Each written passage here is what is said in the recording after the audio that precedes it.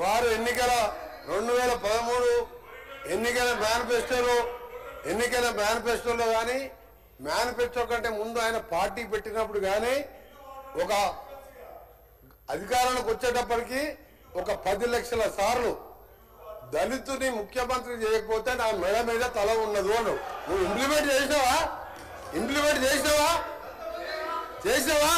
ఆఖరి దళితుడికి 3 ఎకరాల భూమి ఇస్తా, బోరేస్తా, మోటార్ ఇస్తా, 1.5 ఎకరం ఉంటే 1.5 యాడ్ చేస్తా, ఆయన ధనవంతులు చేస్తాను.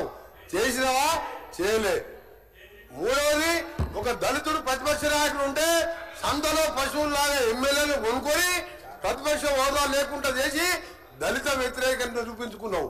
ఇకపోతే తగ్గించా ఇంటికో ఉద్యోగం, డబుల్ బెడ్రూమ్, నీ బిడ్డలు తేలవనుకుంటారు. నీ చెప్పమంటావా?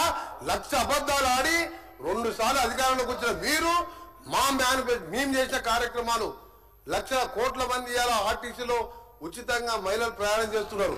చూస్తలేవా? 50 లక్షల కుటుంబాలకు 200 యూనిట్ల వరకు ఉచితంగా ఈ రోజు కరెంట్ ఇస్తున్న మాట వాస్తవం కాదు. ఒక ఇంటికి 6,700 అంటే సంవత్సరానికి 7,000 రూపాయలు ఇలా మిగులుస్తున్నాం. ఇంకా చేసే కార్యక్రమాలు ఉన్నాయి.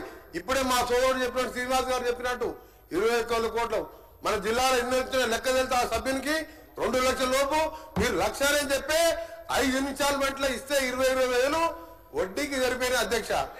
అంటే 15 నెలల్లో ఇన్ని చేసిన వాళ్ళం. మాకు ఇంకా 3-4 సంవత్సరాల సమయం ఉన్నది. ఇవన్నీ చేసి చూపిస్తాం. తొందరగా పడతావు. అసలు నువ్వు దళిత ముఖ్యమంత్రి అని ఇన్ని లక్షల మంది దళితులు మోసం చేసి ఇలా బీసీ కులగాలను చేస్తే కేసీఆర్, కేటీఆర్, హరీష్ రావు పార్టిసిపేట్ చేయలే. అంటే మీకు ప్రజల మీద ప్రేమ లేదు. అధికారం కోసం తప్పుడు వాగ్దానాలు, 1,00,000 వాగ్దానాలు ఇచ్చును. నీవిచ్చిన వాగ్దానాలు సగం అయిపోయాయి. నీళ్ళవి కూడా చేసి చూపిస్తాం. తొందర వరకు నువ్వు పోయి రైతుల దగ్గర కాదు, రైతుల కోసం ఎవరేం చేసిండు, నారాయణ డ్యామ్ ఎవరు కట్టిండు, శ్రీరామ్ సాగర్ ఎవరు కట్టిండు, శ్రీశైలం ఎవరు కట్టిండు, SLBC నుంచి ఎవరు కట్టిండు, కల్వకుర్తి ఎవరు కట్టిండు, నెట్టెంబాడు, ఇవన్నీ చెప్పాలని చాలా ఉన్నాయి. గవర్నర్ ప్రత్యేకంగా మాట్లాడితే మంచిదని గౌరవ సభ్యునికి సలహా ఇస్తున్నా. మీరు చెప్పాలంటే చాలా ఉన్నాయి.